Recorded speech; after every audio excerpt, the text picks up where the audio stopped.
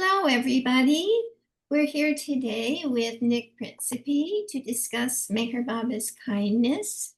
And Nick and I were talking yesterday, actually, for quite a while. Lovely conversation. And a couple of topics came up, one from Nick, one from me. And now we're sitting here in our small group, and another topic has come up, but I don't know what that topic is. So I'm going to turn it over to you, Nick, and you just decide where you're going to start, and we'll get going. So Jay Baba to you all. Jay Baba, good evening. Hello, everybody. Baba bless us all. Happy Labor Day. Um, now that Fred Winterfeld used to say, working for Baba, he said the pay is terrible, but the retirement benefits are out of this world.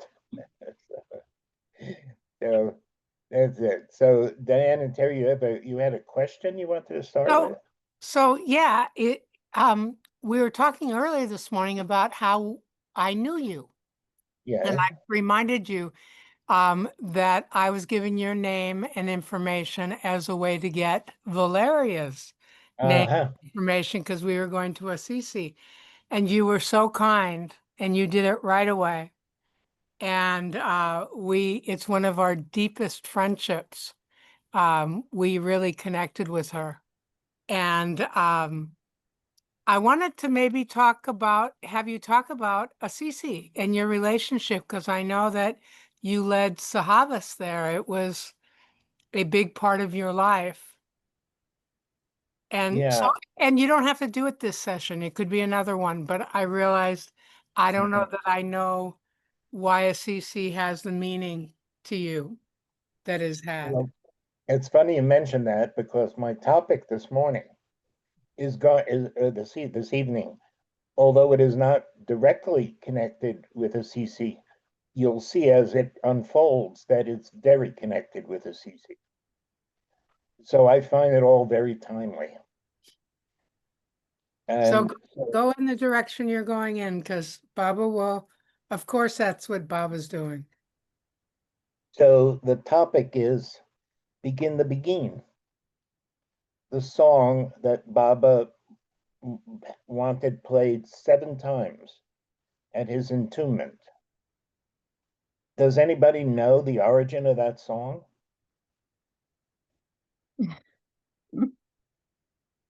No. Well, I suggest you do some searching because the first little bit of trivia, it was played for Baba in 1937, was recorded by a man by the name of Leslie Hutchinson. Hutchinson, we know that much. Yeah, it was apparently Baba's favorite version of the song, according to Mani. And now a lot of people, if you do go online and do a search, which is what I did, they'll say it's a Latin song, very popular in the Latino community, probably for the last 100 years.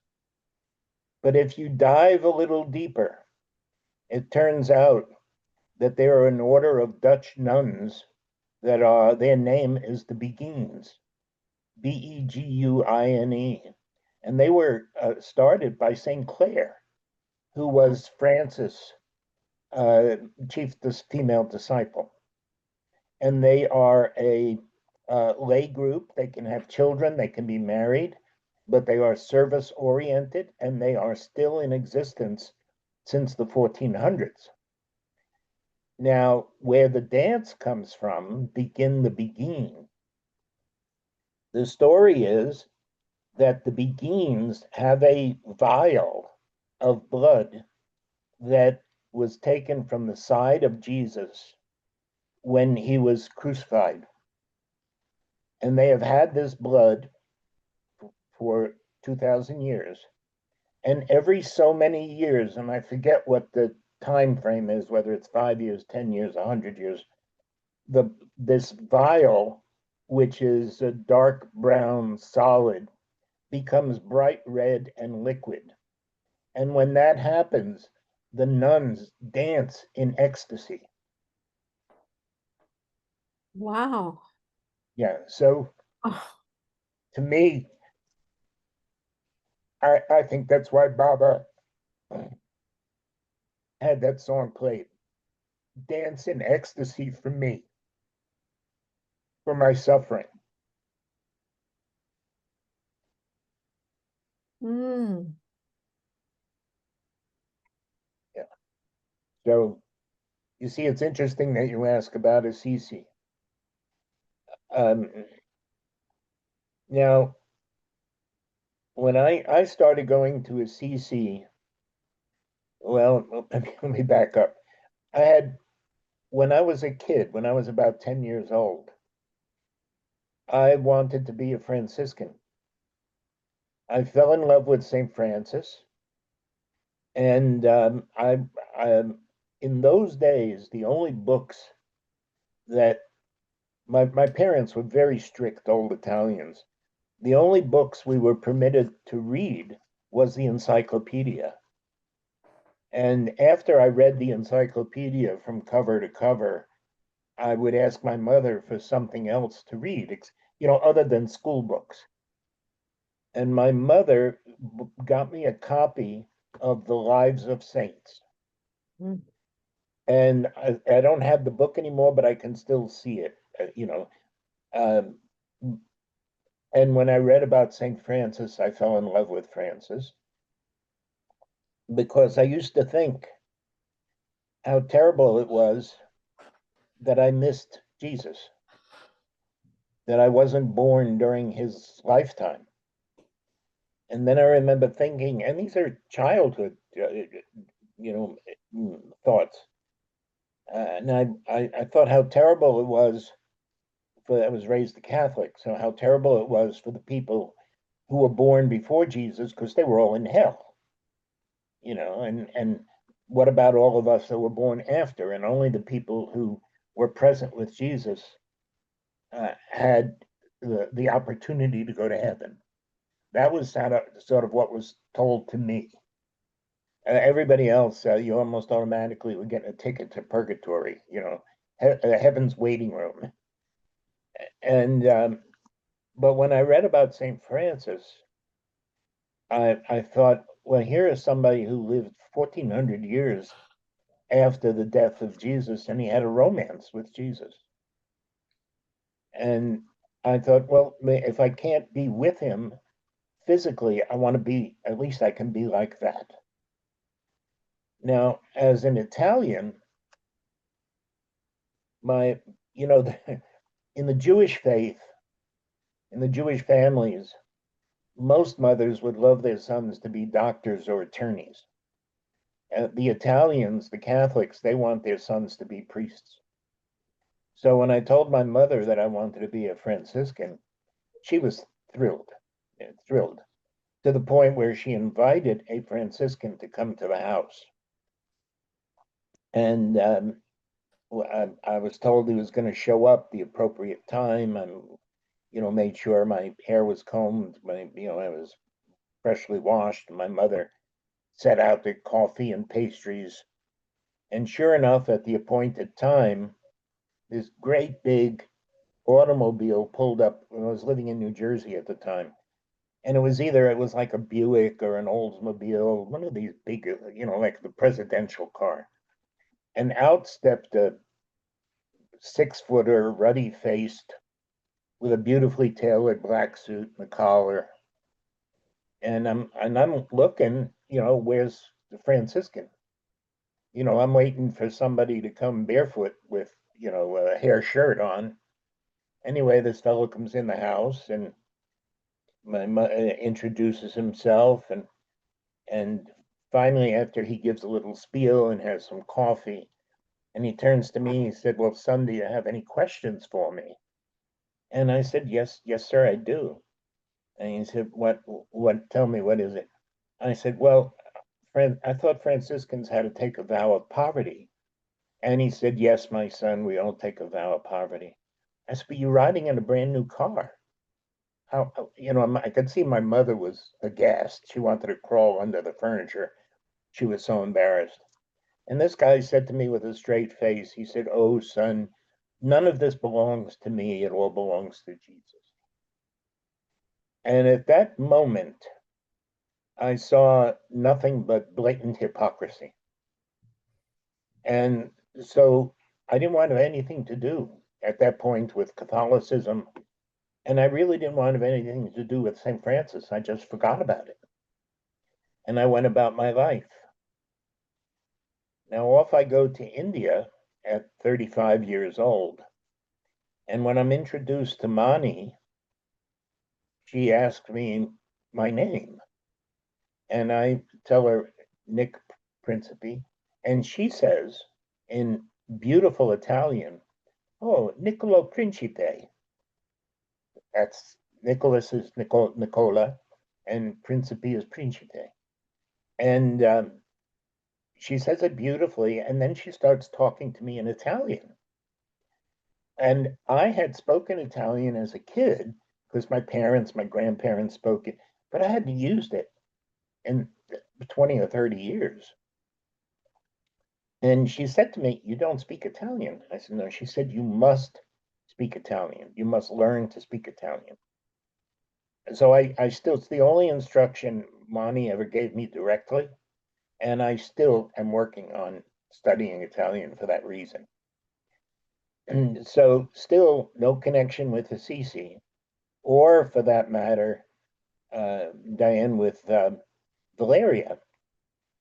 So now, about 1981, again, I'm in India, and I find myself on a bus with Jane Haynes. She's sitting in the first seat. It's the trust bus, and I am standing in the well where the door is. So, but we're very face to face with each other. And she would chat about different things, and then she says to me, "Have you been to Assisi?"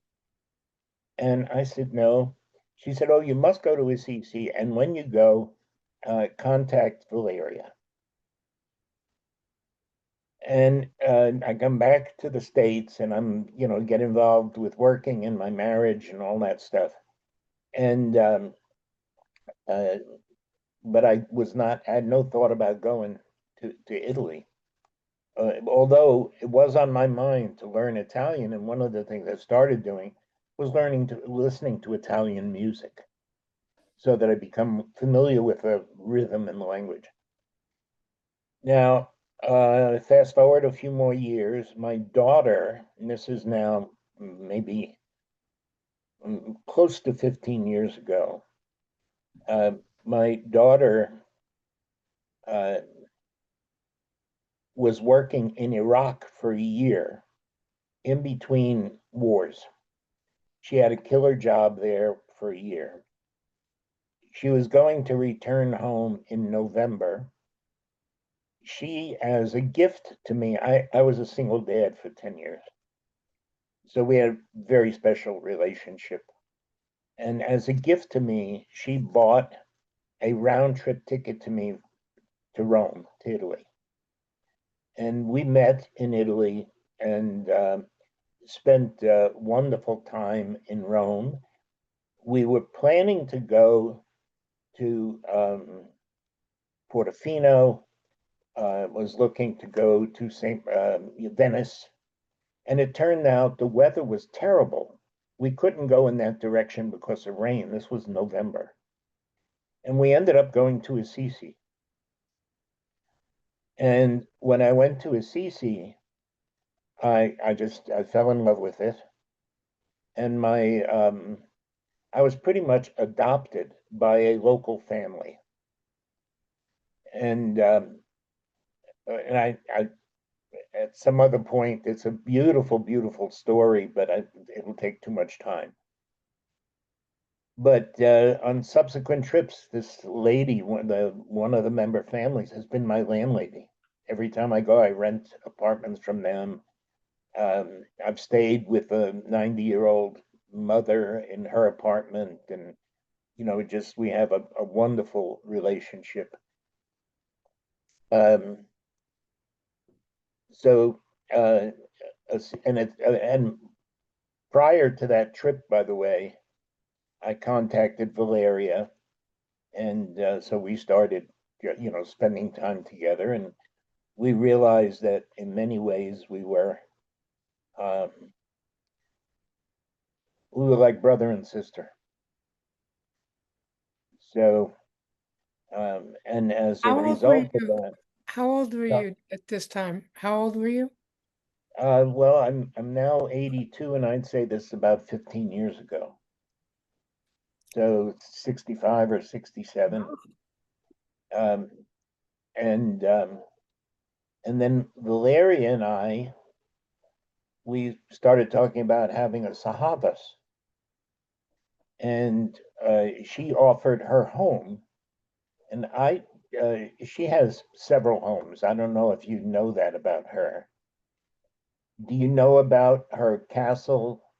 Not the one in Assisi, No, no, the family palace. the family palace. You know the history of that place? Some of it, I think, but not all of it. I could be told it again. Saint Francis was there in that building, and that is historically. That's not just rumor. That's documented. You know, Francis was always looking for uh, places on the mountains, elevated high places where he could go for prayer and meditation. So he went to the name of that town is San Gemini. So he went to San Gemini, and as I remember the story, there was the lord of the town. That castle at one point was his property. Now they've broken it up into apartments, and Valeria and her family have a portion of it. So apparently, when Francis went there, this Lord, Duke, whatever he was, approached Francis, and his wife, as they thought in those days, was possessed by the devil. And Francis laid hands on her and cured her. So the Duke, or when I say the royal, whatever he was, gave Francis part of the mountain just outside of Saint Gemini where he would go. So we had our first Zahavas there. Um, and that might have been hard for me. I was just chatting with Diane last night. It turns out I have short-term memory loss. I have long-term, my long-term memory is fine. I can remember things when I was 5 years old, but I can't remember what I had, where I went 5 days ago. So this might have been, that Sahavas might have been 15 years ago, maybe something like that. Maybe 12, 10, I don't, but it was, I'm sure Valeria would know exactly. And it was a wonderful time. And I don't know if Valeria mentioned to you, you know, she is godmother to one of Baba's family members. Yeah, one of the children. I don't know if it's, oh, I'll tell you, it's Dara and Amrit, one of their sons. She is godmother.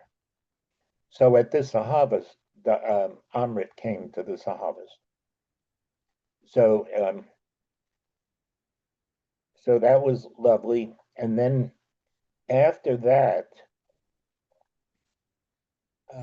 I had the idea. Now, what we did, San Gemini is about an hour drive from Assisi. And so what we did is we had to hire taxis to go to Assisi, to go to the cave and things like that. Well, as wonderful as that Sahavas was, I thought we should have a Sahavas in Assisi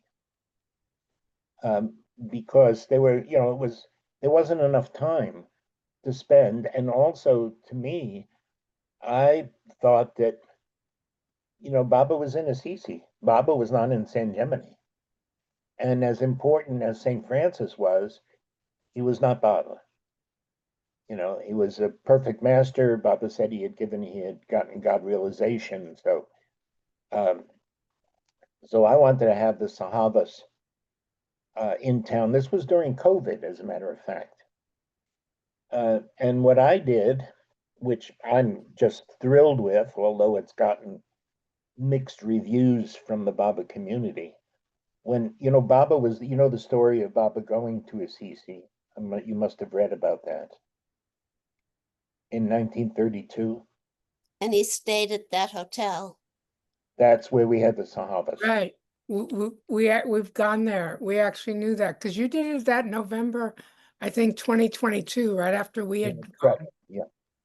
Yeah, it was, and that hotel, um, very interesting. You know, I love these connections. That's why, to me, researching these things is like a meditation. It's like looking into Begin to Begin. That's a meditation. Any time that you're spending, Eric used to say, involve Baba in everything. So the Windsor Savoy, where does the name come from? The hotel was built in 1918, and Windsors were the British royals, and the Savoyas were the Italian royals when the Italian still had royalty. So there was a Windsor and a Savoya royals who married, hence the name. And Baba stayed there in 1932, and that hotel is almost unchanged, except for modernizing, They you still know, have air a conditioning. wonderful telephone booth. Oh The yeah, way the old temple, Oh, you know, and beautiful. now I I asked, want they to did tell not. you, I want to tell you a little quick story. Yeah, yeah, yeah, So we please. we went there and we went downstairs and we had coffee, tea at Yes. the little restaurant there. And the woman behind the counter, I don't know what it was, but we like had this very intense connection. just she So and Terry, just me, not with the other three. yeah. Us. And I mean, everyone was with us, but for some reason, this woman and I, so much so that she came around the counter and hugged me when I was Uh, leaving. So that night, we go out for dinner to a On restaurant. the other side of the town. It's crowded and everything. So they said, if you don't mind sitting by yourself, they put us in a room by ourselves. And before I know it, this woman walks in and Going, Terry. it's the waitress. uh, This She was helping out a friend and working the night as a waitress at this place. So if you know, like for me, if I ever doubt Baba, he does things like this. So, you know, I know that he's with me doing all kinds of magic, you know. yeah. It's He keeps So me, I don't know, I can't explain it, but I feel that I can't go very far without his finger on me. you know, listen, I could go on and on with this. I I got invited my very first trip. I got invited to have lunch at a restaurant. The chef was a woman who owned the restaurant. It turns out she had cooked for Bao, you know, I and we of course became friends. I would hang around with her. She would take me to all the local places outside of Assisi where tourists don't go. So yeah, Baba's he reminds us that he's still around, that he's active and present. So yeah, but the so we did the Sahavas at the Windsor Savoya, and you know we got to go, of course, to the cave and other places. But you know, there's so much to do uh, around there, and you know, there's a lake, for instance, about a half-hour drive out of Assisi called Lago Trasimeno. It's historically important because apparently Hannibal came over the mountains on the other side of the lake. So it's a beautiful resort town now, high hills overlooking the lake and these beautiful estates and homes there. And Valeria took me, and out on the middle of the lake, there's an island called uh, Isla de Maggiore, which means the big island. And we went by launch, and not apparently, Francis had spent 40 days doing a Lenten fast on this island. There are only 17 people that live on the island. The minute we got off the boat, we were surrounded by birds. They came to our feet, all kinds of different birds. we were walking, the path is clearly marked to the cave where Francis stayed for 40 days. I was overcome with a scent of jasmine and flowers. I felt like I was in a samadhi. I actually had to sit down for fear I was just going to fall.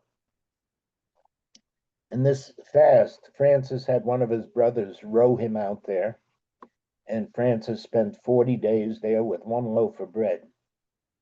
And when the brother went back to pick him up, Francis had only eaten half a loaf of bread in 40 days. And when the brother would question him about why, he said, I couldn't do any better than Jesus did. So, Francis' love was pretty intense. And it's worth, if you haven't, the diaries that were kept by, the ladies who were in Assisi. Excuse me, they were in Italy, they were in Portofino. Baba did not take any of the women there with him. The men were there. Herbert Davy, and I forget who else Baba sent ahead to find this cave. But when they got back, they gave firsthand information to Kitty and the other women who were in Portofino. So they have, I think there's a wonderful video available with Kitty, and I know it's in print, where she talked about this stay. But so Baba apparently, when he went there, he sent Herbert and I don't know who else ahead. They stayed at the Windsor Savoy. When they cabled Baba that they had found the cave that they thought would be suitable, not knowing if it was the right one, but they knew that Baba would direct them internally. So when they cabled Baba that they had found the cave, Baba was driven to Assisi, went to the cave, spent a day in seclusion there, and beautiful stories with that, but I won't go into the detail because I'm sure I'm going to miss something important. Then, when he was finished, he walked down to the town of Assisi, and that cave, that's, Valeria took me there. You can go to that cave. When he walked down into Assisi, now mind you, he apparently had never been in Assisi before. But he walked down, he went to, they were on their way to the hotel. He stopped in front of a building and pointed, and he said, "This is where St. Francis spent the night crying for love of Jesus."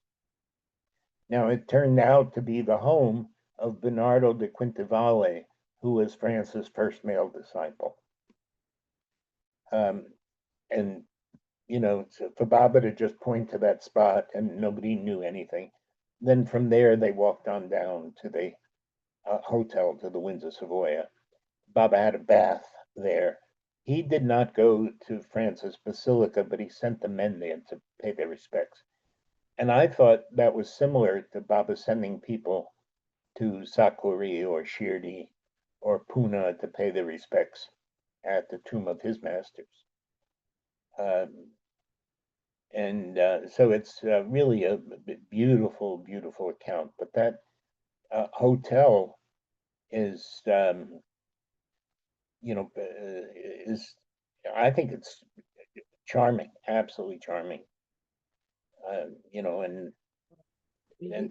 But I got in a little bit of trouble because, every once in a while, matter of fact, there's a wonderful quote from Rumi that my daughter sent me. And the essence of it is, he who obeys the creator has no concern for the displeasure of the creation. Mm. Will you repeat that? Pardon? Will you repeat that? Yeah, matter of fact, I'll read it exactly as I got it. It's right close by.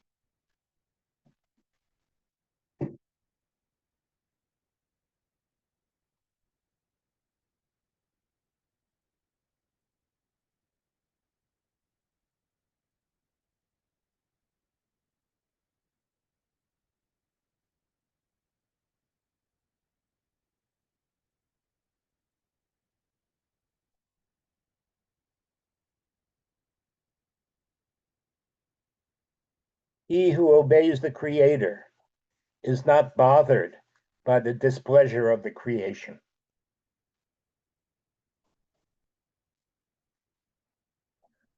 So when I said that there were people that were upset with me, still to this day over that Sahavas, they were people who wanted special guests. And my feeling is because we were in Assisi, Baba was the special guest. I did not feel it was right to invite any particular person. And I had people who actually wanted me to invite them, either singers or, whatever it was. Oh, I read about Baba, years ago. No, the focus should only be on Baba here. Baba was physically here. We know he was physically here. So all the other Sahavas and all the other places, you can do all that, and whoever arranges them, that's their business. But this was solely my responsibility to do it. So yeah, so but that was sent to me. My daughter sent that to me uh, shortly after because I was really troubled with it. Because there are people who just, as I still got so upset with me because I wasn't going to do what they wanted me to do. I said, then you do your own sahavas. And there have been sahavas since then, but not at the Hotel Windsor Savoia. For some reason or other, and I can't understand why, Baba was there. And it's one of the few places where Baba was. Now, he didn't stay there, but he had a bath and he had tea there. And in those days, because I asked them, they did not keep records from 1932. So, because I asked him what room was he in. I would have gone right to that room. That's, I think, how important it is. But so they've been Can I all this. ask you to read it again? Read that poem again. Sure. He who obeys the Creator is not bothered by the displeasure of the creation.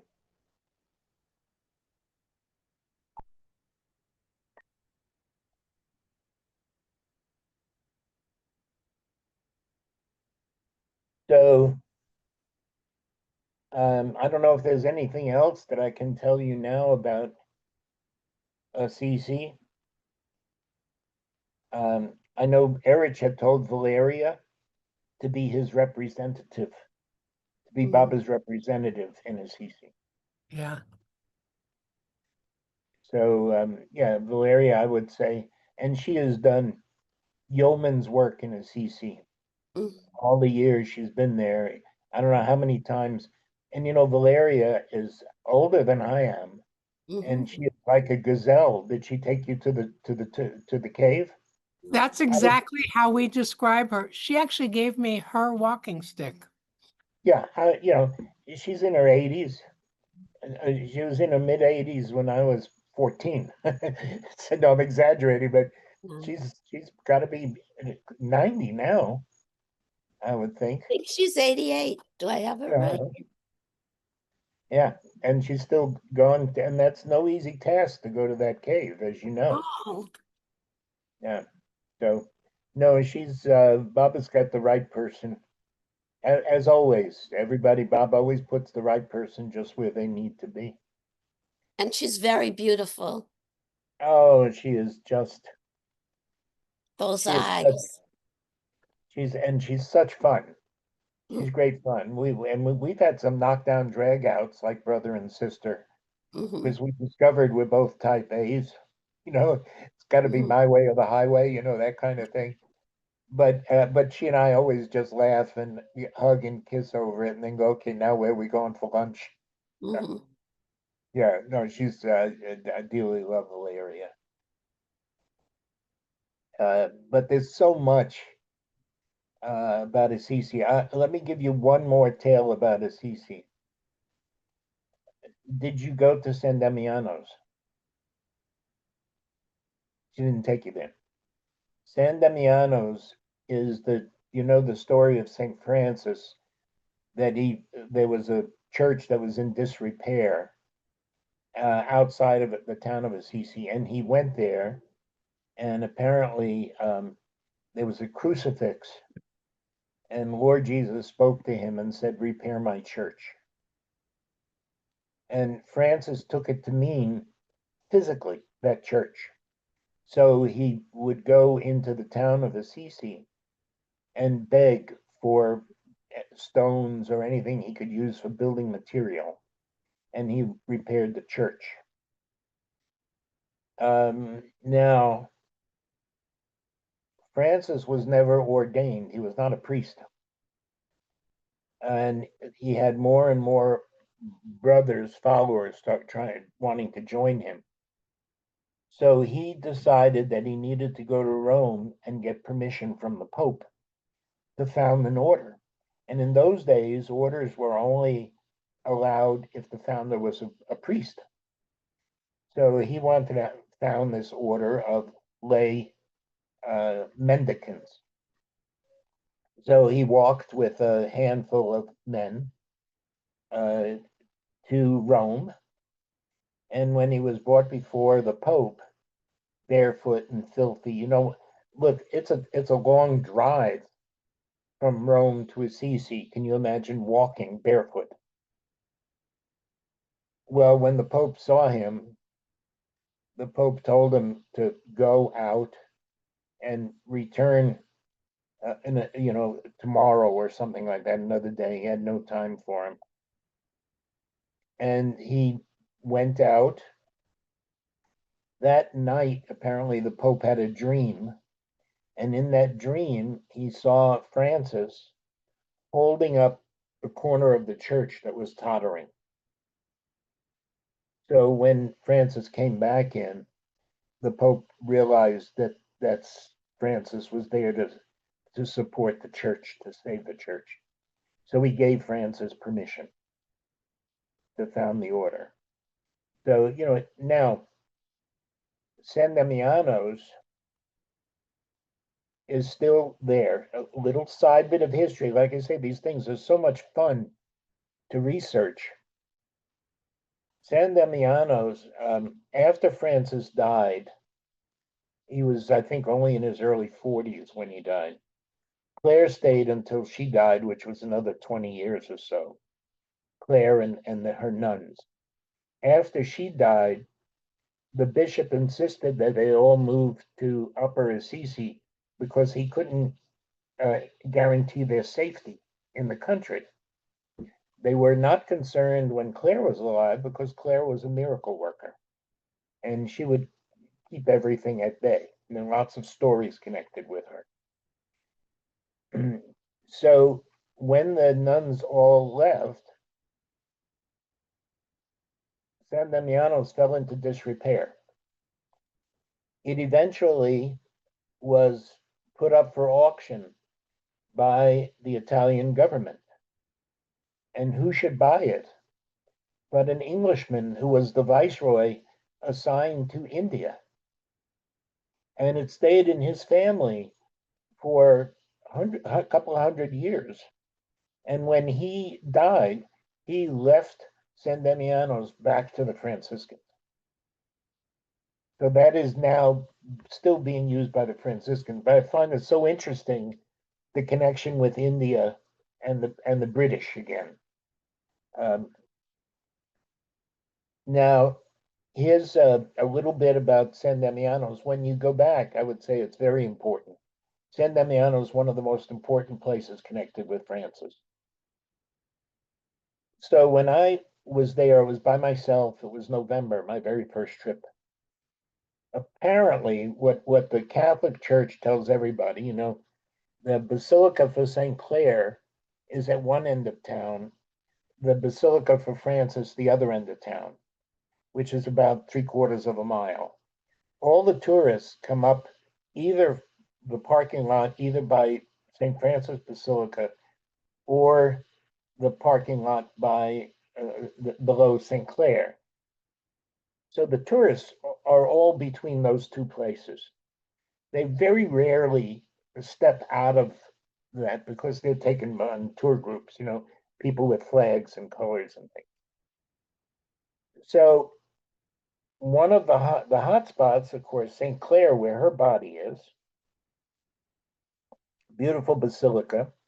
And I was told that the crucifix that spoke to St. Francis was there in the side chapel. Well, I went to the side chapel, and sure enough, here is this crucifix, painted image, not a body, like a three-dimensional body, painted image of Jesus on the cross, and a place to kneel in front of it. It's hanging by chains from the ceiling, and it says, "This is the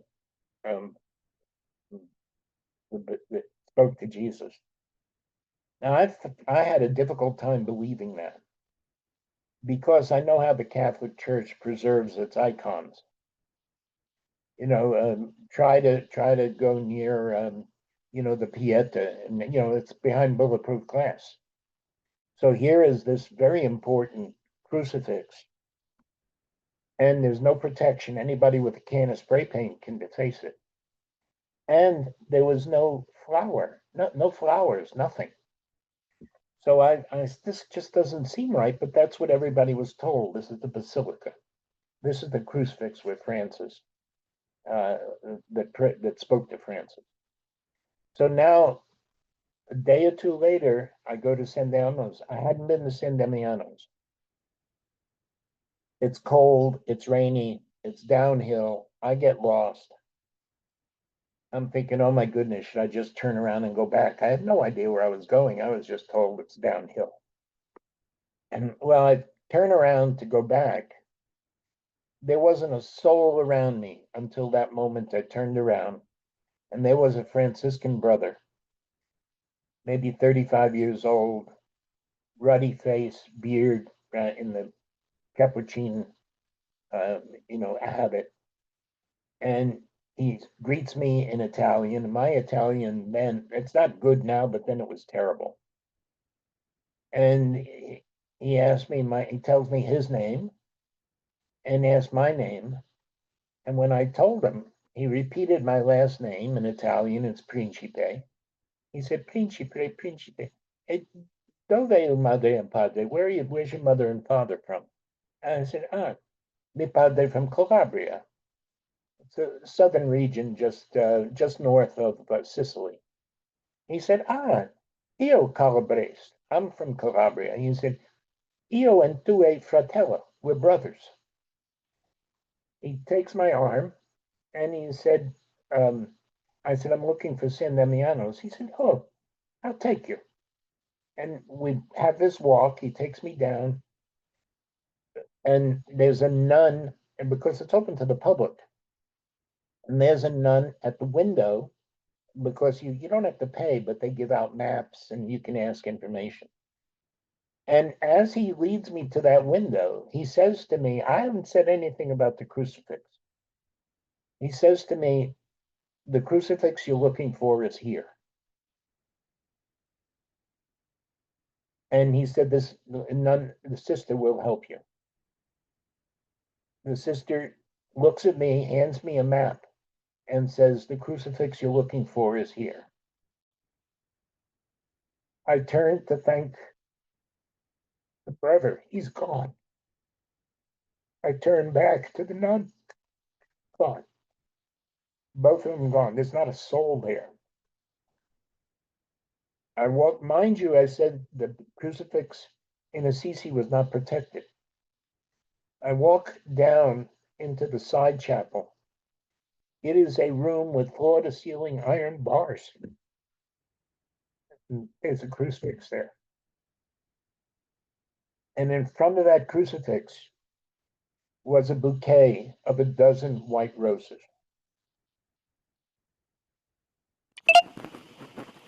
And as I walked up, you can go all through.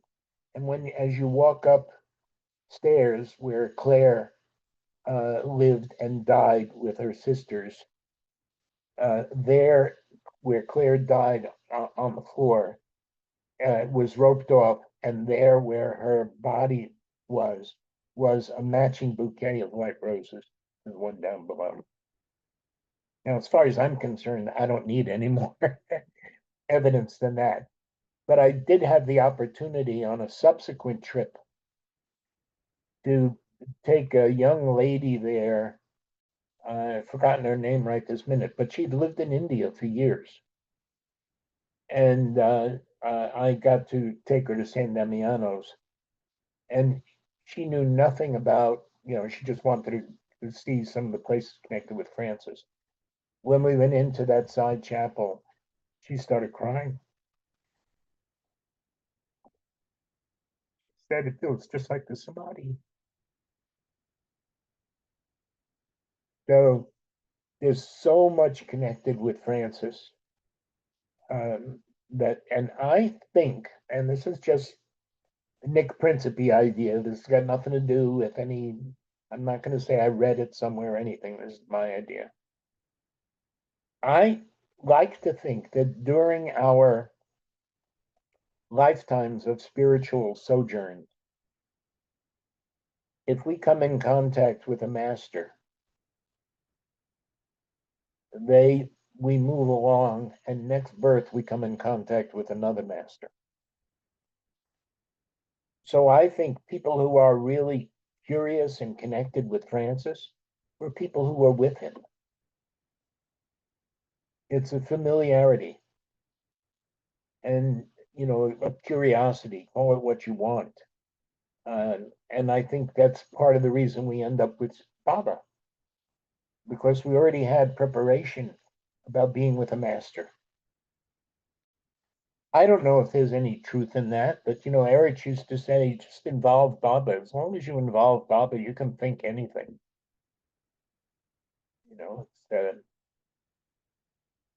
So anyway, I don't know that I can give anything more about Assisi, but anybody who has an opportunity to go. And I would say one other thing, it's not just Assisi. Baba said that there were 5 spiritual centers on the planet. 4 of them are in Italy. He said a place on the Ligurian coast. That's where Portofino and all those places are. Assisi. I think the one out of Italy is where Saint Teresa is buried in Spain. But Bob had identified the 5 places, 4 of them are in Italy. So any place you go in Italy has got a long history. We went to an island off of Lake Maggiore that Baba had visited. Gorgeous gardens. Pardon? I didn't get the last. It had gorgeous gardens. And actually the royal family stays there. Yeah. And the flag goes up when they're in residence. Yeah. No, it's a beautiful country. I'm hoping to go back in April, but I will be going to the island of Capri. Not going to Assisi this trip. We'll save that for another time, because that also has a very strong Baba connection. Capri does? Yeah, matter of fact, one of Mara's favorite songs was "On the Isle of Capri That I Found You." And I know there's also, I can't remember all the details because I wasn't prepared for it right now, but there was a British woman who was incarcerated during the war. She was forced to stay in Italy, and she somehow or other found out about Baba and wrote to Baba, and Baba corresponded with her. And where she stayed was the original hospital, and the hospital name is Qui si sana, which in Italian means "here is health." And that building is still in use, but it is now the most luxurious hotel. That's where the movie stars stay, and it's still named Qui si sana. So, but I would say that let's just say that the island of Capri is a very, very special place. We It- were it- there the night Italy won the World Cup. You were there? There, the night that they won the World Cup, I was in the piazza where they had big, huge screen TVs, and every restaurant you'd go to, every kitchen had the TV on. So they were cooking, but they had their eye on the game. Was that in Capri? No, no, no, the game was not in Capri. We were in Capri No, but you were in Capri. night that Italy won. Yeah, So yeah. we were Italian that night. Yeah, it's a marvelous place. I would recommend that you try to stay more than a day or two. It is, it's called the Island of Love, and I think it really is love. The people there are many people there that just exude love. I've had strangers just come up to me and just embrace me and greet me and just big smiles. It's a very unique place. And how long are you going to get to be there? A month. Oh, wow. Yeah.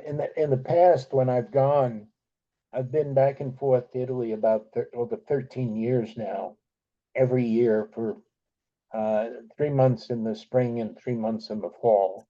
So 6 months a year. But I can't do it now because of physical limitations. And I have to have somebody travel with me. So I have somebody that I'll take with me, but she can only be gone a month, can't stay longer. But yeah, for me, I would, it's one of the, when I die, if I have my choice, I would either die uh, here in Myrtle Beach or Capri, Mhm. even more than Assisi. Mm. Wow. Yeah, Assisi is sacred. Capri, for me, is love tangible, Mhm. because in Assisi, like India, Arangan village, you can have people who are devoted to Baba, but you also have criminals, Mhm. and we don't have to go too far to remember what happened to Eric Nadel. Mhm. Erica, he was killed. Mhm. So both of them coexist right there. The for whatever Baba's work is, I don't know, but it's there.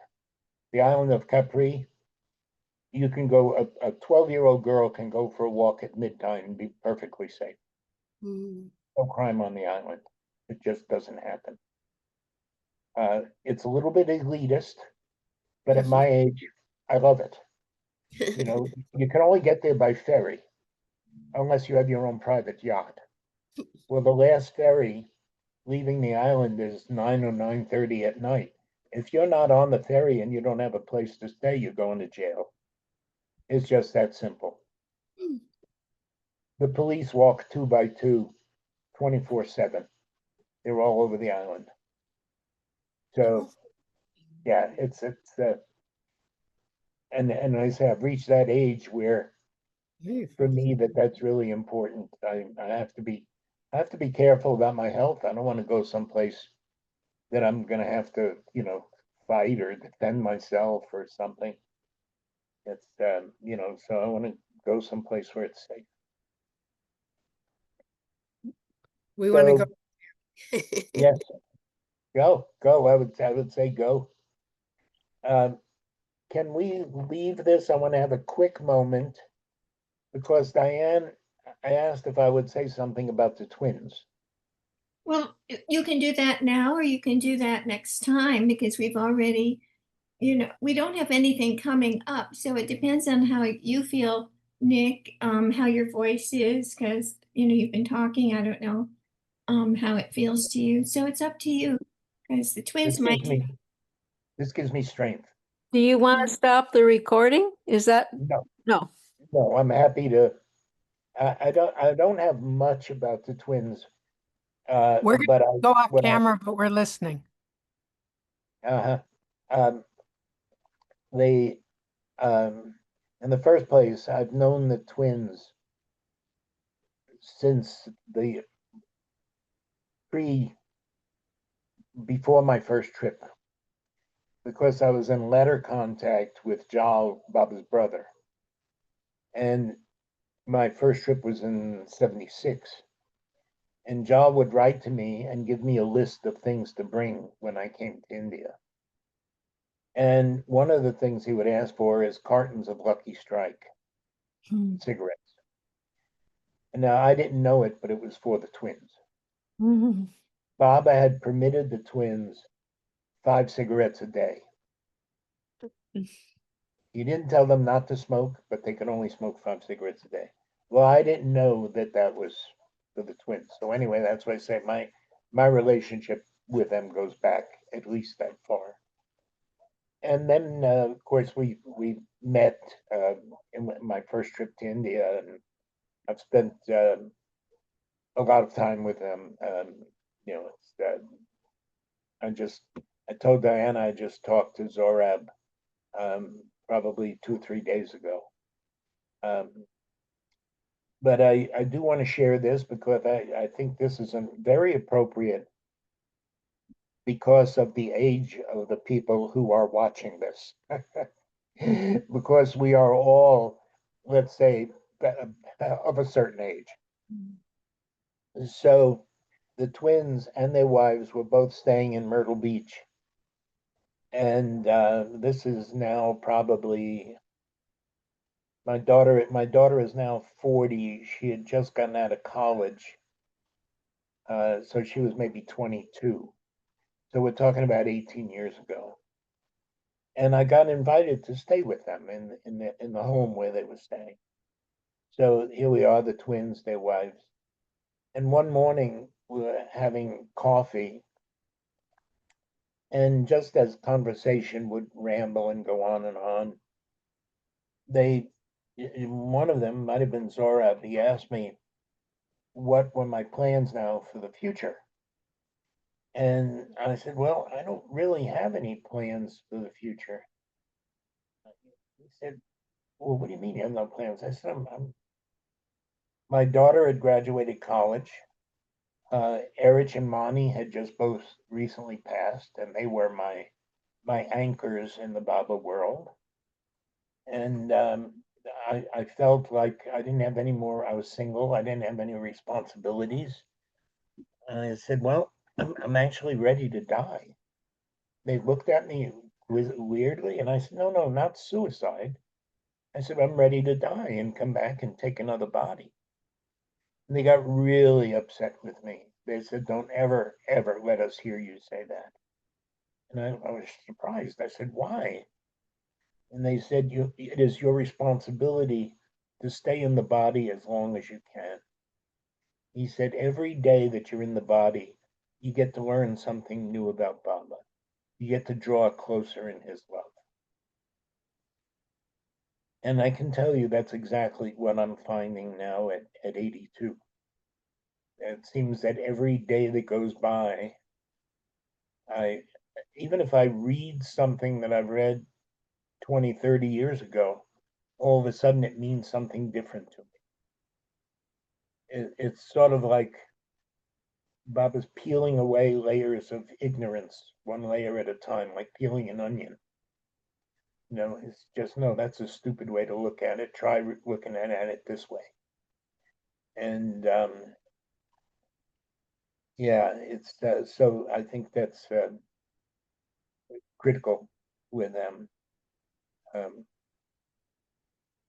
Also, one other thing I'll share with you, and one of the ways they greet each other and they greet close family is Baba Kodaiji. I don't know if you've ever heard that. It's Khodaiji. It literally means Baba is God. So that's how they greet each other. They also do not just say Jai Baba. It's Jai Meher Baba.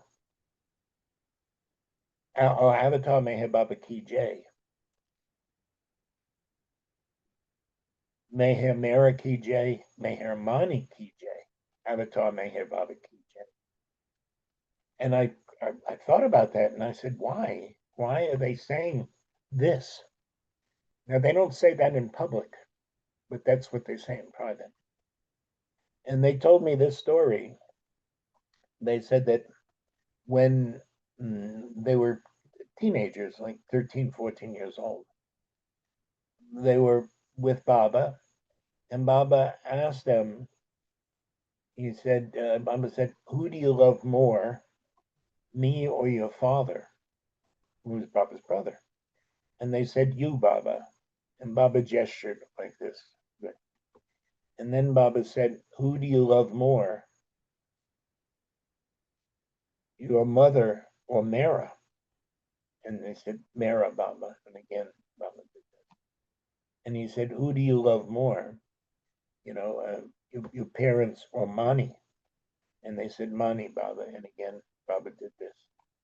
And then Baba told him, he said, never forget. He said, I'm first, Mera's second, Mani's third.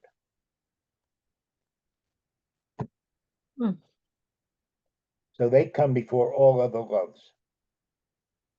There should be nobody before them, even your parents, your children, anybody. And that's a very difficult thing to grasp. It was for me.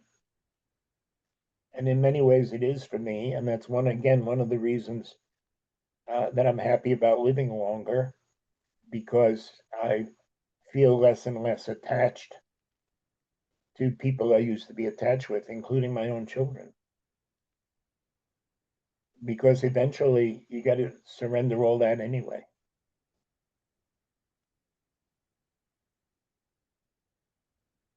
I have something to add, Nick. Yes, please. You reminded me of something that I really like to keep in mind. Somebody on the internet once said this, and it struck me.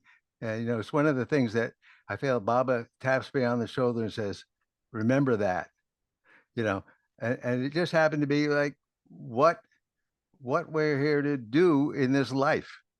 And you alluded to at least part of it. And well, I'll just tell you there's 4 things, and then you see if you can relate to it. We're here to learn. You just suggested that they said learn more about Baba, right? So we're here to learn. We're here to grow. I would say closer to Baba. We are here to heal, and we're here to do what you've been doing this hour, which is to contribute. So I think if that would keep me busy and wanting to be here. Well, and knowing all that, see, we're doubly blessed because we know about Baba. So there are people who don't know about Baba who follow those guidelines, and that's wonderful. But we're doubly blessed because we know about Baba. So we have somebody to learn about and from. It's not a question of learning about what's in the world. It's learning how to obey him. Adi gave a wonderful story one time. He had given a talk, and Adi said, it's very important that you have a clear understanding about Baba. And somebody in the audience said, well, yeah, but Baba said understanding has no meaning. And Adi, for those of you who knew him, could be very gruff. And he said, Sire, he said, don't tell me what that means. He said, I was there. I was the one that read that message out. He said, you only know part of the message. He said, when Baba said understanding has no meaning, he said, that is understanding when Baba makes statements based on his divinity. When Baba says you and I are not we but one, he said that is a statement based on his divinity because he experiences that. You cannot say, I cannot say you and I are not we but one, because we don't experience that. We experience the multitude. He said, the best we can do is say, Baba says, you and I are not we but one. He said, but don't say, you and I are not we but one. We can't understand that. He said, on the other hand, it's very important to understand how to love Baba, how to listen to him, how to obey him. He said, that you have to have a clear understanding. And I think that is why the Mandali are so important, because that's what they did. And I think it's one of the ways that they've helped me is to point out the difference about his messages based on his divinity and his messages based on how we should live. And it's really clear, becoming, I should say, more clear to me that I need to focus more on how I should live. Because at this point, I'm really not interested in my head doesn't, I have difficulty wrapping around fixing lunch.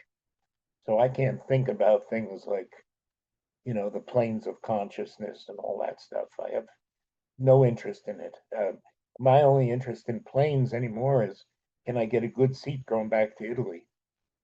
That's the plane I'm interested in.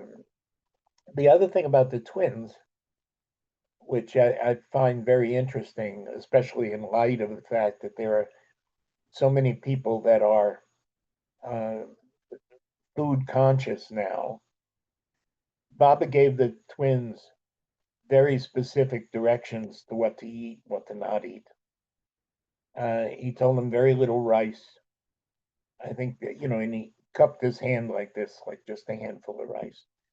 Sweets, very, just the taste of sweets. Uh, Bread, the same thing. But they could have all the meat and vegetables they want. And it had, so it had, and I love it. I love it. Now, what's interesting, Baba gave them that when they were teenagers. Probably maybe 10 years ago, they went to their family doctor for their annual checkup. And the doctors told them that they were borderline diabetic. And he said, I'm going to put you on a diabetic diet. And when they looked at the sheet the doctor gave them, he said, well, this is what we've been on for 30 years. And the doctor said, he said, this is what you've been eating? He said, yeah. He said, if you were not on this diet, you would have already had diabetes. So I think it's one of the reasons why it's so important. When we live longer, we have less distractions in the world. I'm pretty much confined to my apartment unless somebody comes and hauls me out. So what do I do in that time? I watch a lot of Baba videos. I read and talk to other Baba people, and so I have time to pursue Baba. When you're busy working, or you've got a lot of distractions, a lot of things going on outside, very difficult to carve out time. I think that's why people think that they're going to meditate for a few minutes and set aside 10 minutes a day for meditation. Adi said, if you remember Baba, he said your entire day should be a meditation, just interrupted by things in the world. And I love that. So, yeah. I heard a tape that somebody was taping Padre, and somebody had told Padre that, well, Baba says that the heart is greater than the mind, so we're not really interested in any of these intellectual things about spiritual matters and things. We just want to have the heart. And Padre got really upset with him, and he said, "No, sir, that is not right. That by satisfying the mind, as far as your understanding, you're tantalizing the heart to love Baba. It tantalizes the heart. I really liked when you said that. It's wonderful. Isn't that cool? Yeah. Yeah, well, it's through the mind that we learn true discretion. You know, and true discrimination. What part of the chicken do you eat and what part do you throw away? That's a working of the mind. Matter of fact, you remind me, Erich had said, because he was asked about this, he said there's significant use of the mind and insignificant use of the mind. And when he was asked what that meant, he said, well, if you're thinking about Baba, he said that's significant use of the mind. He said everything else is insignificant, has no value. So getting old and being disabled and being stuck in my apartment has been a huge blessing for me. Huge blessing. Because I get to spend, I don't miss any of that stuff out there. I have wonderful excuses now.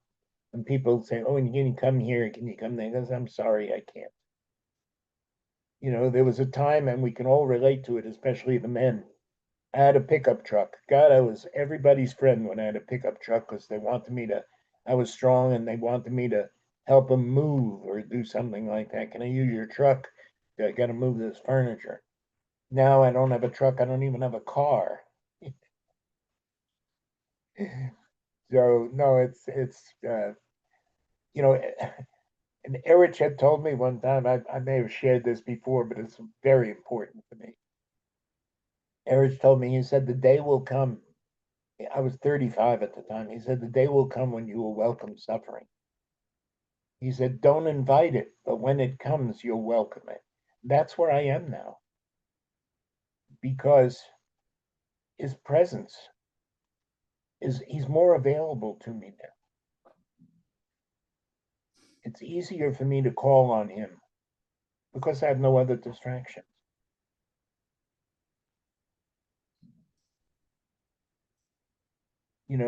For instance, there's a live camera feed in the Samadhi. I go every morning and every evening and participate in the prayers. It's in real time. So I think 9:30 at night here is 7:30, 7 o'clock in the morning there.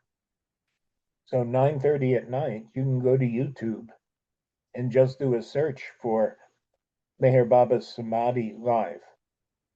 And it'll come up, the camera feed will come up. And the same at night for the morning, and in the morning, and you have to check the time difference, but there's a time in the morning you can get the evening prayers and arti. And for me, it's not the same as being there. In some ways, it's better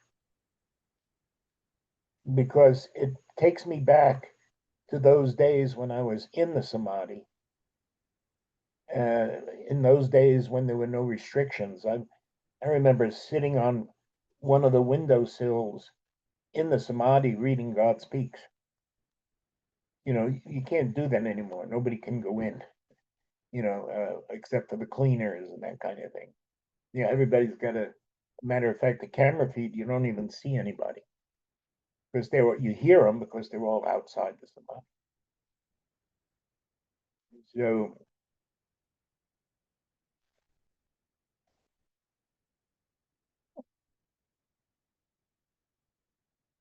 well, I'm happy if anybody else has any comments, questions, stories. I'm happy to hear them. I thought I was thinking of this one thing during you're talking about St. Francis and Assisi. My my knowing about Francis began, I think, with the movie by Franco Zeffirelli, Brother, Sun, Sister, Moon. Yeah. Which which I've seen more than any other movie, I think.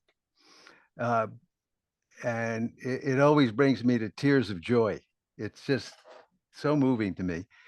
But as just briefly, what happened to me when I was coming to Baba, before I even heard of Baba, I I felt the need to let go of everything, to get rid of. I didn't even have that much, but what I did have, I I decided this was inhibiting me in some way, and I started giving everything away, and I left my parents' home, and I mean I didn't know where I was going with this thing, but I was experimenting.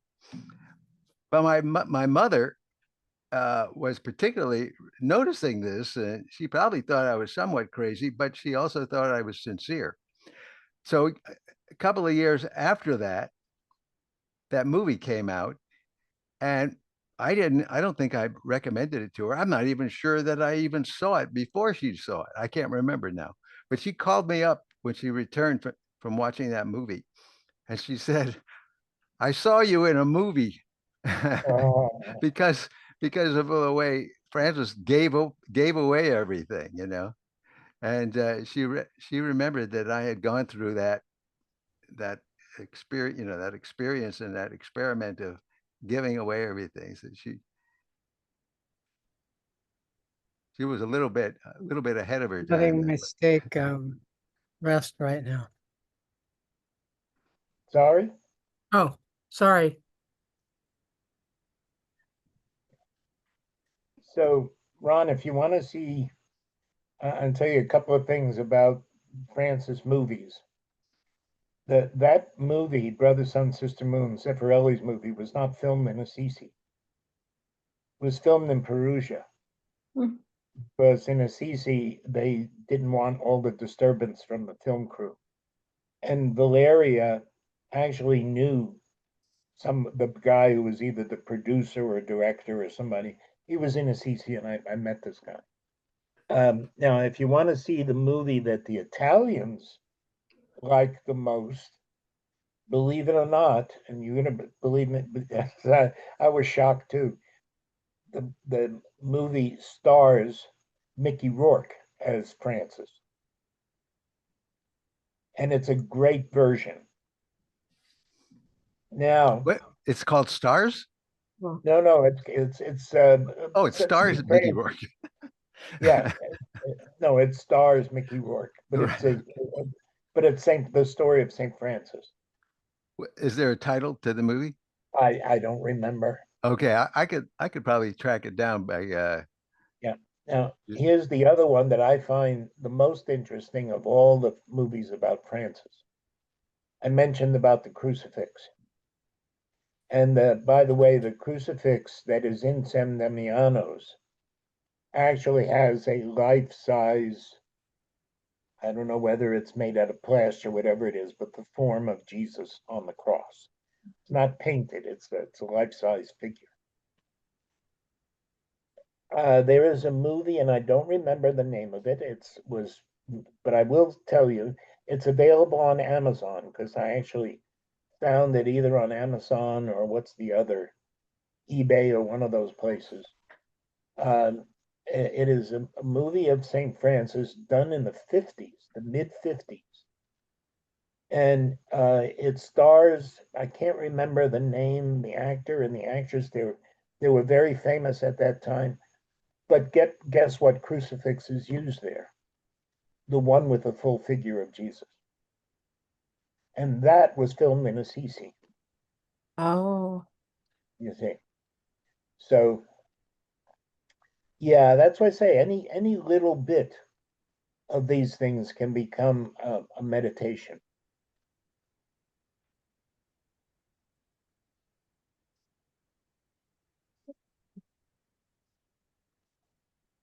Anybody else seen Brother, Sun, Sister, Moon?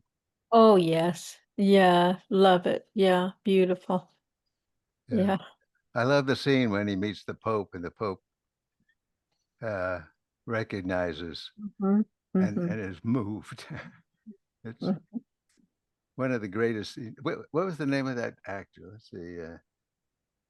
the actor that played the Pope was just, that was Mhm. one of the best bits of acting I've ever seen.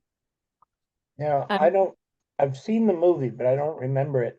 Did they mention anything about Brother Jokoba?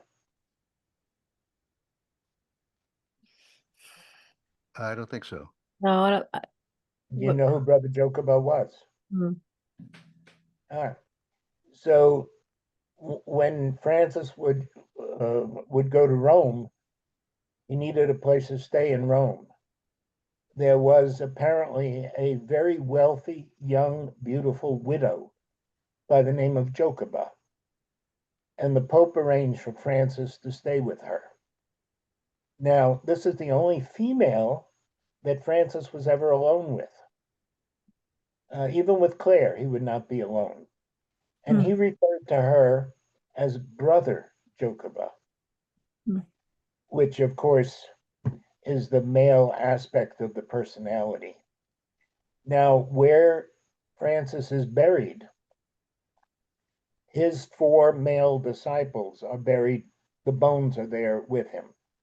Leo, Rufino, I forget the other two, and Brother Jokoba is buried down there. It's the mm, only female buried there. When Francis was dying down at Porciuncula, which is the little church down below in St. Mary degli Angeli, when he was dying, he instructed Brother Leo. He said, send the message to Brother Jokoba and tell her if she wants to see me before I die, she should come immediately and bring a burial cloth for me. And there was a particular dessert, I forget the name of it, but there was a particular dessert that she would make for Francis. So he gives these instructions to Brother Leo. Brother Leo goes to the door, opens the door, and there is Brother Jokoba. mm. And he's got the cakes for Francis and the burial cloth. And Leo says, wow, why? How did you come here? And she says, well, I had a dream about Francis. Oh, And he told me to bring his burial cloth and this. oh, oh. And when you go down the steps to go to the crypt where Francis is buried, and people don't even know that there's a female there. And Mm, that's Brother Jokoba. And that's the label that's on is a bronze or copper ossuary, which is a bone box, which is, a little bigger than a suitcase, and that's what was, how they buried people in those days was just the bone box, and it's behind uh, metal bars, and it's got the name Brother Jokoba on it. And then when wow. you go to the crypt for St. Francis, you can walk around the crypt, and there on the walls are the brothers that stayed with Francis right till the end.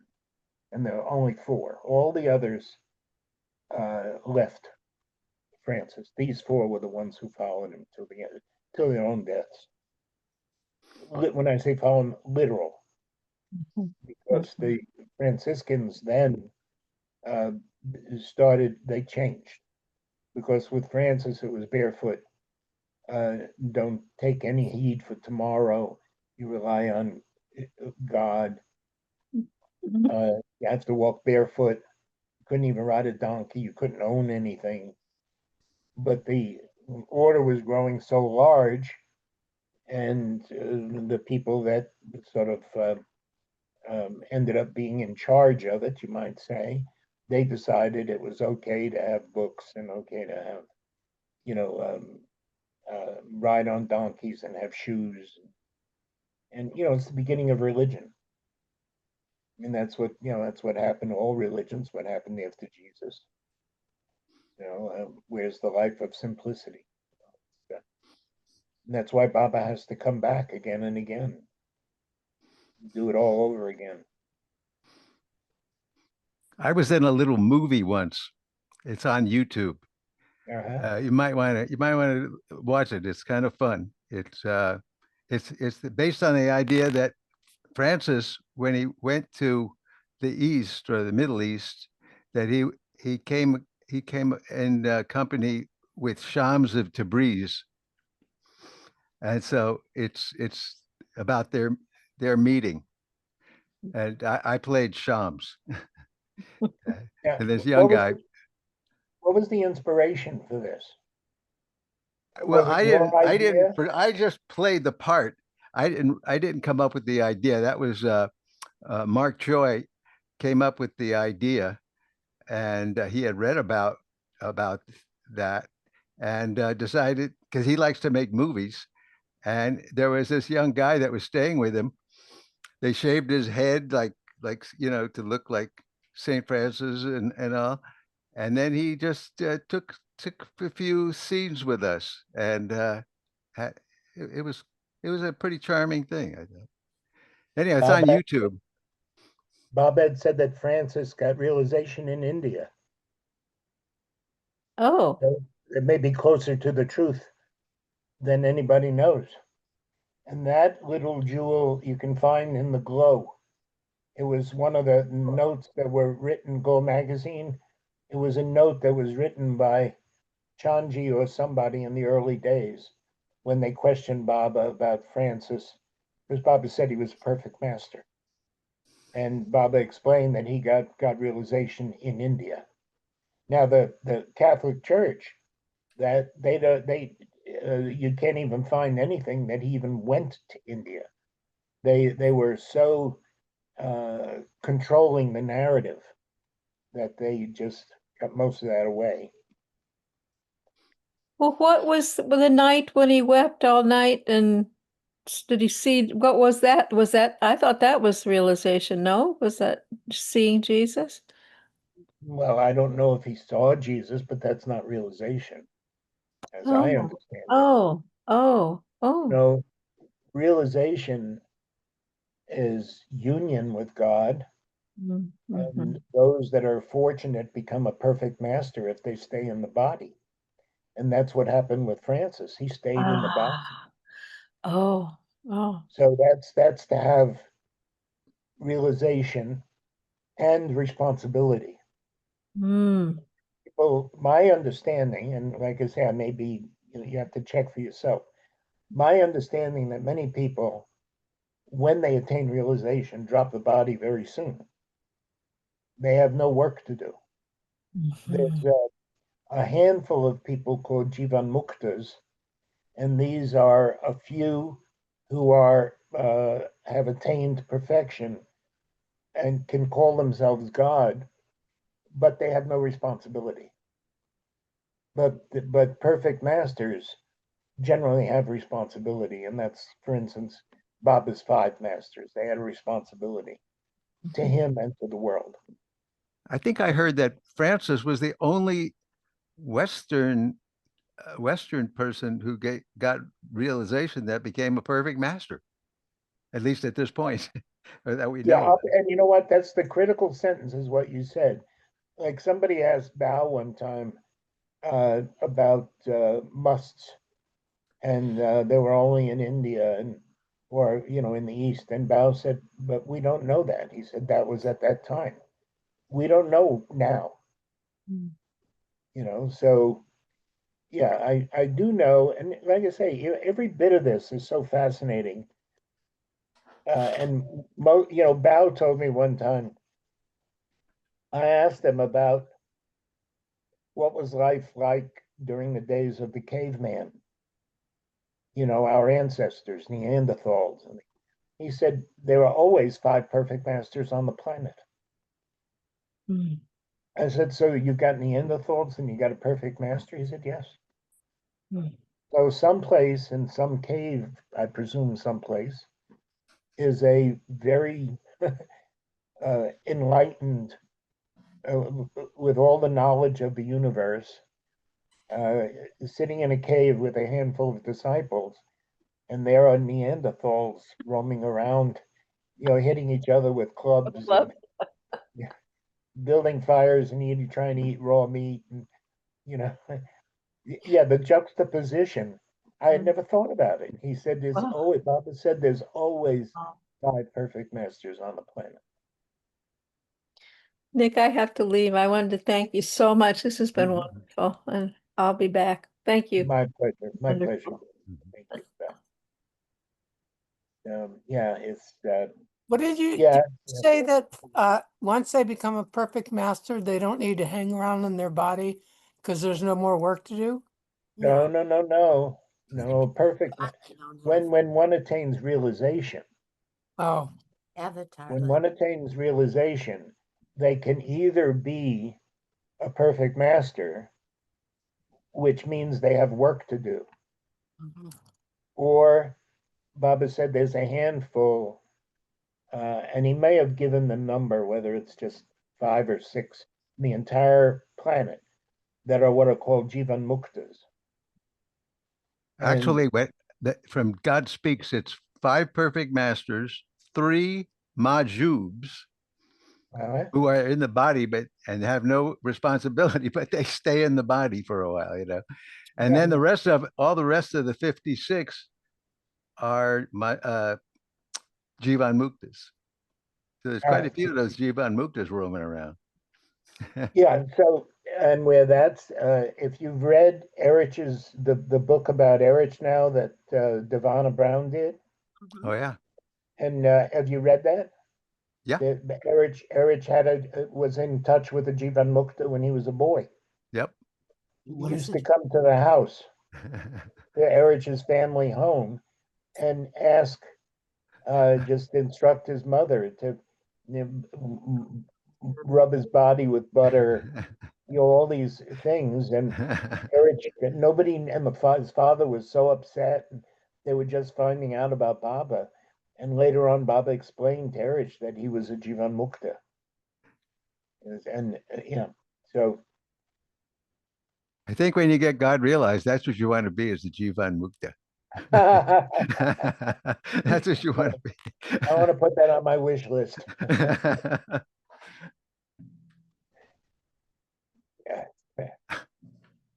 Yeah, there was even some tale. Like I said, there's quite a bit of that in the book that Erich relayed, where this guy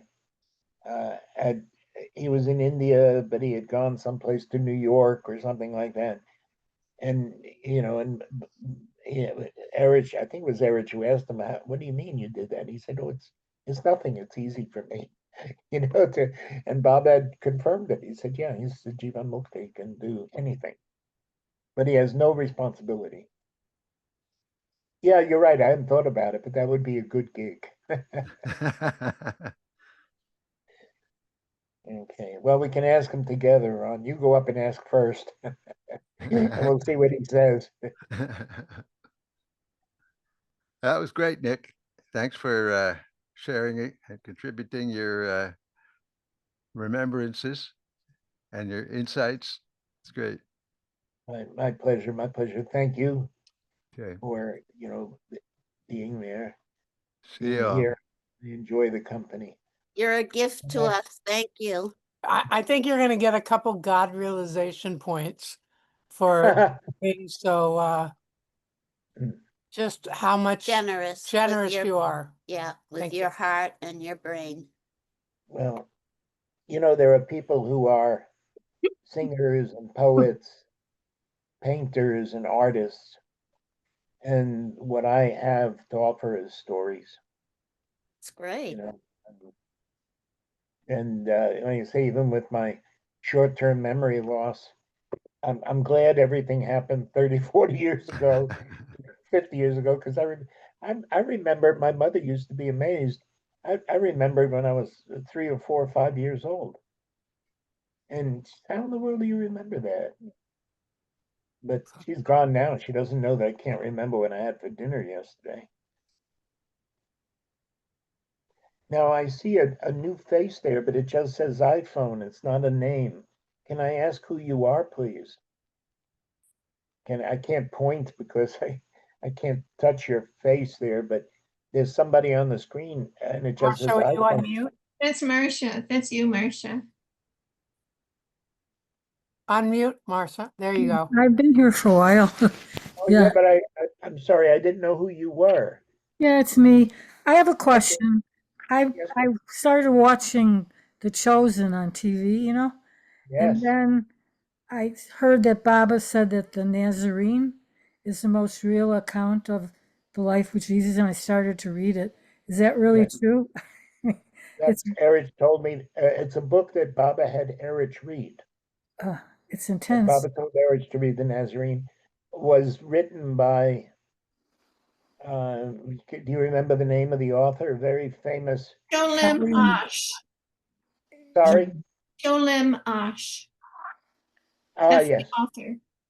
Yeah, yeah. It's the most authentic book. Baba had said that.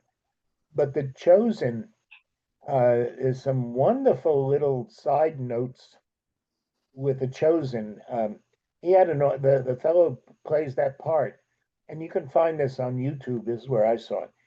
He had an audience with the Pope, Wow. and long story short, the Pope was a young man, a brand new priest, working in Syria, assigned to Syria. His mentor there, a slightly older priest, was that actor's grandfather. Wow. And this is before this boy was born. And the grandfather, who was a priest, told the young man who became Pope Leo, he said, I want you to look after my grandson, who hadn't been born yet. Wow. He's going to have work to do for Jesus. And Pope Leo had a photo of himself with his friend, the priest, who ended up being shot on the streets in Syria and died. So he never met his grandson. And Pope Leo had a photo of himself with this priest, and the priest is exactly double for the young man who plays the part of Jesus. Can I share something? I Sure. at Myrtle Beach, I went to the Circle Center and they had a sale, and I found a picture of Jesus, and it wasn't a photograph. It was what they said was the closest to what Jesus looked like. So then I started watching The Chosen, and the actor that's playing the part of Jesus looks exactly like the Jesus in the photo. And when I watching that, I felt that Jesus was actually really speaking through him. That's probably the most authentic part of the movie, because of course they made it, had some side stories, but it's fascinating. I can't wait for the next step. Um, The next one's going to be hard though, because then they crucify him. Anyway. well, you know what they've done with that, which is sort of like I don't know if you know if you've watched the Mel Gibson movie that he made some years ago about the crucifixion. And Bao was at my house, and we watched that movie, and Bao sat there and cried. Wow. That's how authentic he said that movie was. Now, uh, I've seen interviews with Mel Gibson since then. Everybody that was involved with that movie was affected in one way or another. Some of the people who were there, even the townspeople, wouldn't even talk about it because there's just, uh, let's just say there were just a lot of things, especially when the actor was on the cross and they were doing the crucifixion. Uh, One of the things is the safety factors that they put in for when Jesus was being flailed with the whip and that the safety things had somehow or other were off, and his body was actually experienced all that. Oh God. Yeah, it's a fascinating. Baba, he said this manifestation is going to be the greatest of all. And that's, to me, it's what he's doing little by little. He's manifesting everywhere in different ways, making people aware of his presence.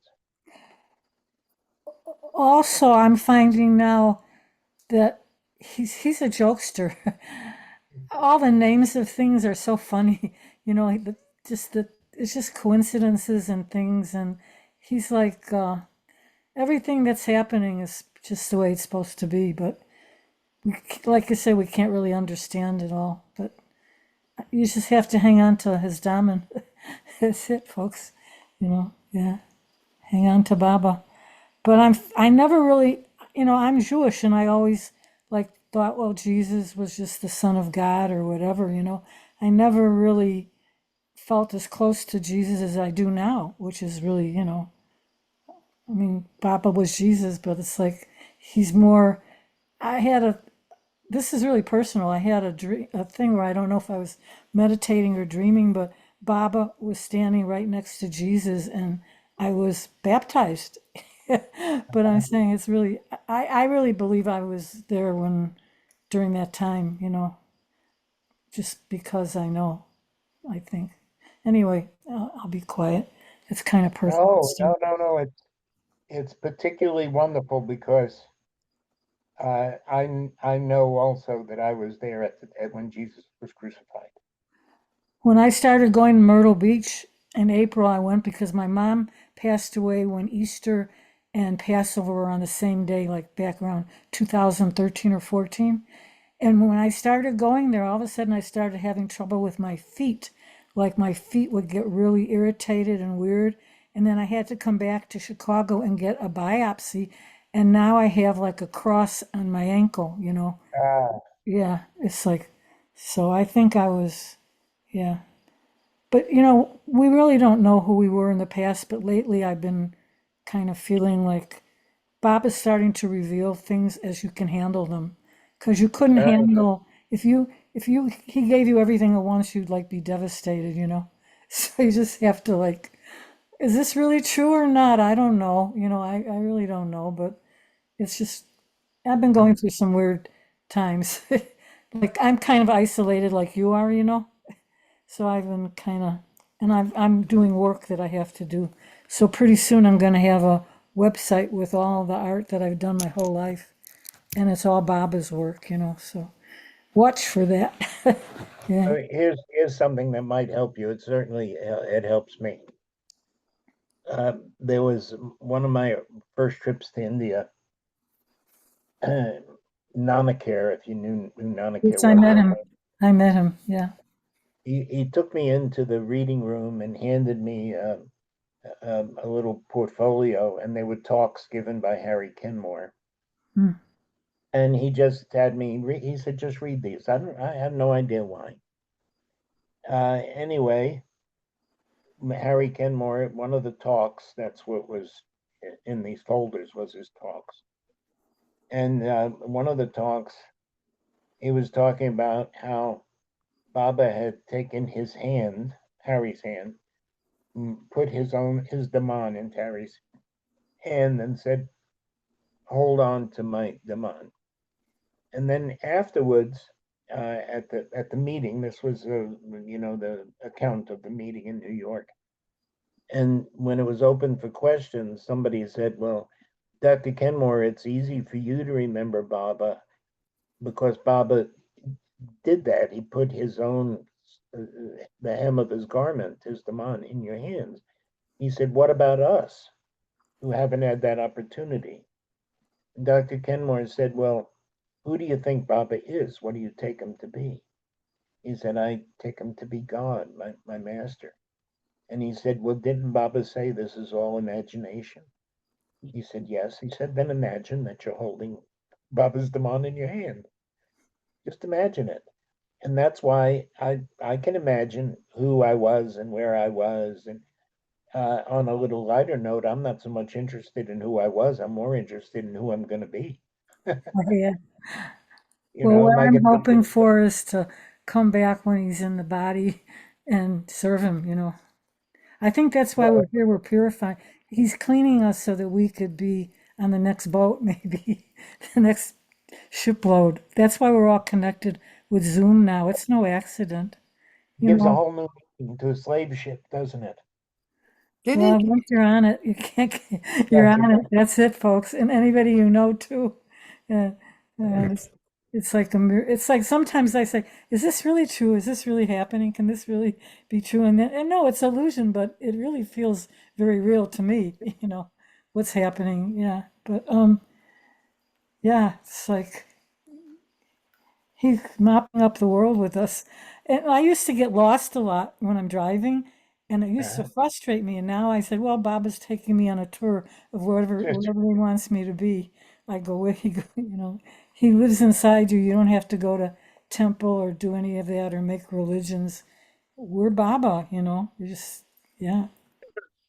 Well, there was a time for all that. When sometimes when I'm chatting with people and they are, they ask me, and I don't practice any particular religion, and they ask me why, and I said, look, I said, when you go to school, when you're young, you go to elementary school, and then you Yeah. go to high school, and then you go to college, and eventually you might even go for a postgraduate work or get your doctorate.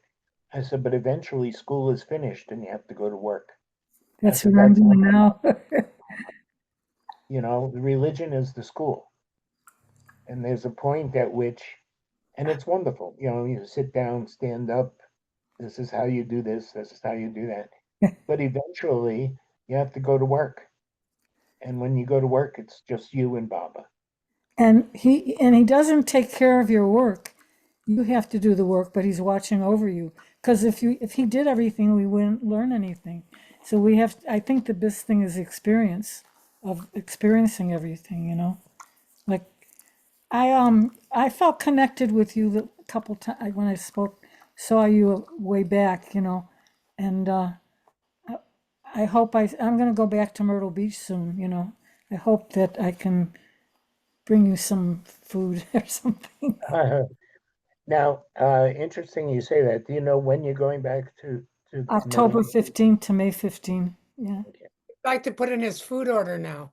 Yeah, what do you like to eat? No, When are you going to your island? Cyprus? Is that what no, you said? no, that'll be in the spring of next year. No, the reason I ask is I have just recently been invited by the center to give a talk at the reading room on the center property, What date? September 27th I'll on a still be Saturday. here. But maybe Yeah, they'll video it. yeah, they are going to video it. They've Yeah, already. they're getting better about that. Everybody should be able to access these talks, not just people that go to the center. I feel that way. But I'm pretty much. I imagine that part of the reason why I got asked is because there's been such a positive response on the Zoom talks. Oh yeah, it's wonderful that you're sharing with us. Yeah. Well, there are not many of us alive anymore who had the kind of intimacy and contact. Is just a handful of people. And the other thing that I was blessed with is the Mandali kind of trained me to tell stories. Wow. You know, not sort of the way Erich worked with Devana, but when Bao used to stay with me, uh, and he stayed with me about 9 times over the years. Wow. When I would go back to India, the other Mandali wanted to know what it was like. I had to report sort of what it was. When Alaba stayed with me, the same thing. As soon as he was with me, I think in summer, his one trip to the States, and when I went back to India, Erich, Pendu, and Bao all wanted to know about Alaba's visit, and I had to recount every as many details as I could remember.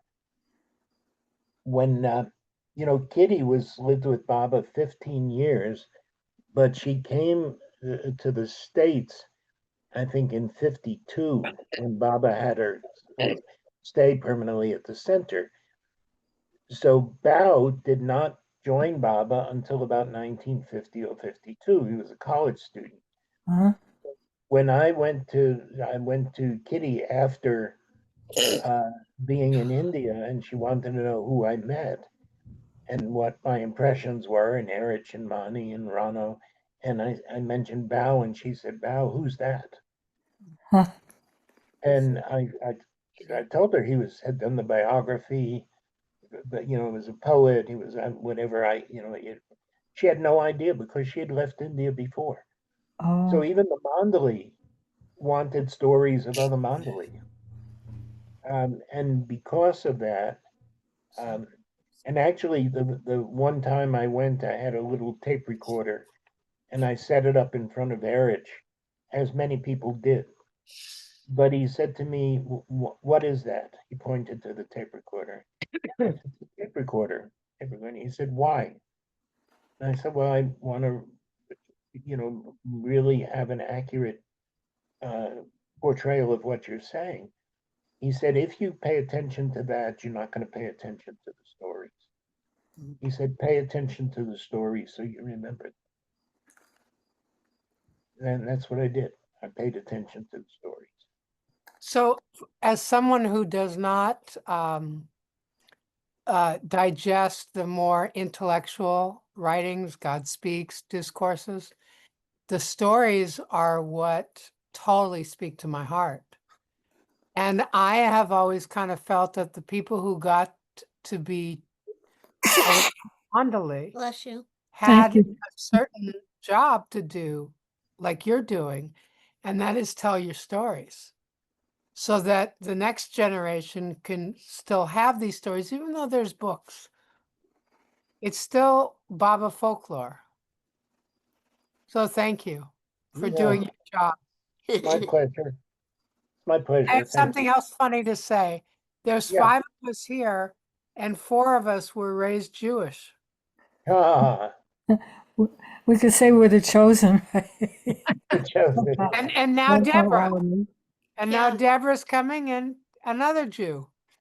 Yeah. So, and that's nice that you pointed that out, Diane, because I think that we're pretty much running. You've gone a long time, Nick. This has been a real special gathering. You very rich stories and wonderful to hear. And I think it would be nice to just give a little space between this meeting and the next one. Deborah's going to be hosting the arty that's coming up. Sure. So thank you so very much, Nick, and thank you all who are here. It's been really a very, very special and lovely Well, evening. it's been my pleasure. Baba bless us all. Beloved God, help us all to love you more and more and more and more and still yet more until we become worthy of union with you, and help us all to hold fast to Baba's Dhamma until the very end. Avatar Mir Baba Ki Jai. Jai Baba. Hey, Baba. Thank you. Hey, I'm gonna give you guys some hearts, right? Heart. Okay, Deborah. Oh, just a moment now.